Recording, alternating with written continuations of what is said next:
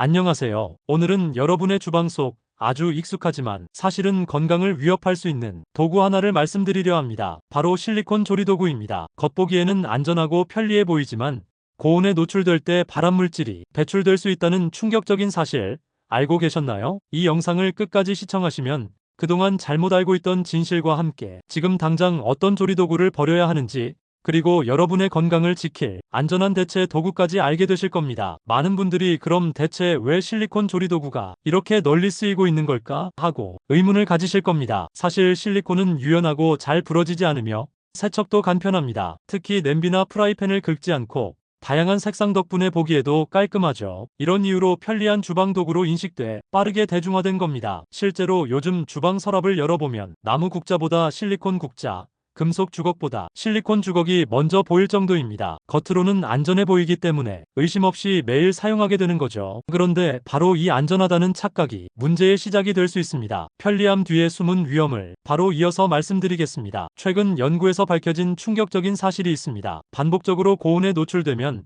실리콘에서 유해 입자가 배출될 수 있다는 것입니다. 실제로 70대 김모 어르신은 평소 실리콘 국자를 애용했는데 어느 날 국물이 끓는 냄비에서 특유의 플라스틱 냄새가 나는 걸 느끼셨다고 합니다. 이상하다 하고 국자를 자세히 보니 색이 바래고 끈적거림이 생기기 시작한 것이죠. 미국 FDA는 식품용 실리콘 자체는 안전하다고 평가합니다. 하지만 문제는 저가 제품입니다. 제조 과정에서 첨가된 화학물질, 각효제 등이 완전히 제거되지 않으면 고온에서 분해되며 음식에 섞여 들어갈 수 있습니다. 서울대학교 환경보건연구소 보고에 따르면 200도 이상의 고온에서 일부 실리콘 제품은 미세 실리콘 입자를 방출했고, 장기간 섭취하면 위 점막 손상, 장내 세균 균형 파괴 등이 건강 문제가 발생할 수 있다고 합니다. 온라인에서 몇천 원에 판매되는 국자나 주걱들, 안전 인증이 없는 경우가 많습니다. 한 소비자 단체의 조사에서는 시중에 유통되는 저가 실리콘 조리도구 중 절반 이상에서 기준치를 초과하는 유해물질이 검출된 사례가 보고되기도 했습니다. 특히 사용 중 끈적임,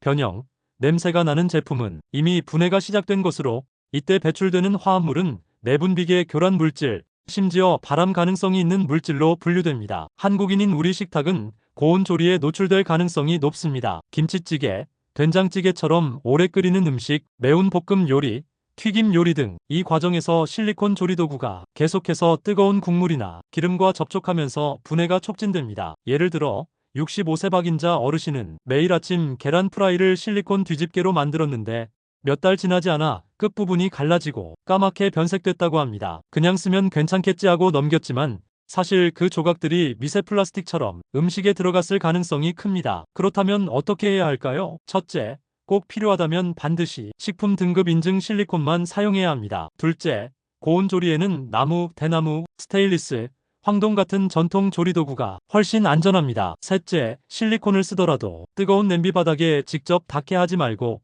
가급적 저온 요리에만 사용하세요. 넷째, 변형되거나 냄새가 나는 순간 바로 교체하는 것이 원칙입니다. 결국 건강은 식재료만큼이나 조리도구 선택에서 시작됩니다. 조리도구만 바꿔도 발암물질, 환경호르몬 노출을 크게 줄일 수 있습니다. 우리 부모 세대가 나무 젓가락, 대나무 국자를 고집했던 이유가 단순히 전통 때문이 아니었던 겁니다. 실제로는 건강을 지키는 지혜였던 것이죠. 68세 김정자 어르신은 몇 년 동안 실리콘 국자와 주걱을 사용하셨습니다. 어느 날 된장찌개를 끓이는데 국자에서 이상한 냄새가 나더라고 합니다. 처음엔 그냥 오래 써서 그런가 보다 하고 넘어갔지만 이후 소화불량과 속쓰림이 잦아져 병원에 가게 됐습니다. 진단 결과 큰 질환은 아니었지만 의사에게서 실리콘 조리도구에서 나온 미세 입자가 원인이 될 수 있다는 설명을 들으셨습니다. 그때부터 김 어르신은 나무 국자와 스테인리스 주걱으로 모두 교체하셨습니다. 이후 위장 불편 증상이 눈에 띄게 줄어들었다고 합니다. 또 다른 사례로 72세 이모 어르신은 실리콘 주걱 끝이 갈라진 줄도 모르고 계속 사용했습니다. 볶음 요리를 자주 하다 보니 음식 속에 실리콘 조각이 섞여 들어간 것을 나중에야 알게 되었죠. 이 어르신은 그 일을 계기로 주방용품도 건강의 일부라는 생각을 갖게 되었고,